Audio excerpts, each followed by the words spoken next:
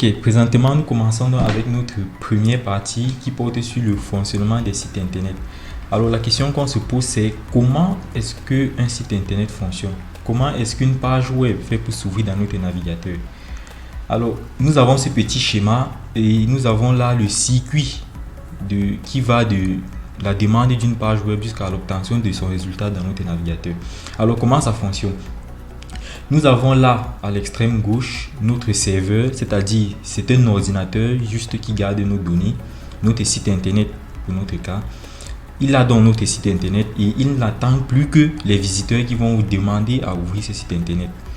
Et à notre extrême droite, nous avons notre navigateur. Cette partie-ci, c'est nous qui demandons le site internet. Nous voulons afficher par exemple Amazon. Nous voulons entrer dans le site internet de Amazon.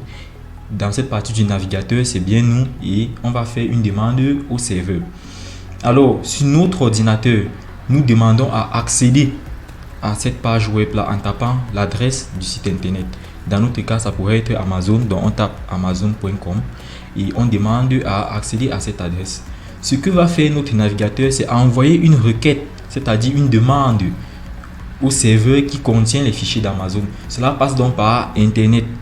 Parce que chaque site internet qui est stocké dans un serveur a une adresse IP qui permet de l'identifier.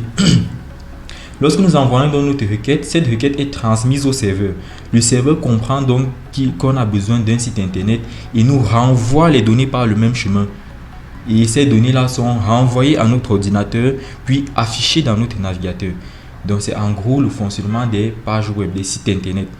C'est donc ce que nous allons apprendre tout au long de cette leçon, c'est-à-dire comment faire pour coder ces sites internet dont nous avons besoin. Et plus tard, on verra comment les mettre en ligne.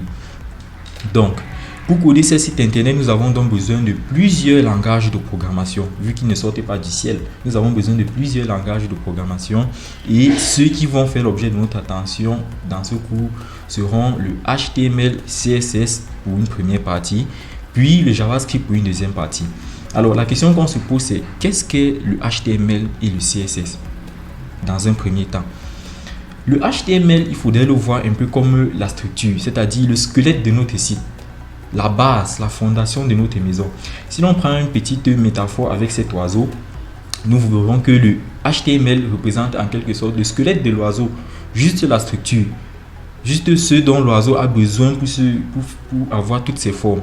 Ensuite, on vient ajouter du CSS. Le CSS, c'est en quelque sorte le peintre qui vient peindre notre site. C'est lui qui gère donc le style, la couleur et l'agencement des éléments, les bordures et autres. C'est donc ça le CSS. Les deux combinés donc peuvent déjà nous faire un site internet bien pratique. Mais à cela, on ajoutera plus tard du JavaScript pour faire voler notre oiseau, c'est-à-dire pour ajouter un peu du dynamisme à notre site internet. Donc, dans la prochaine vidéo, nous allons passer donc aux prérequis. De quoi est-ce que nous avons besoin pour coder notre site internet.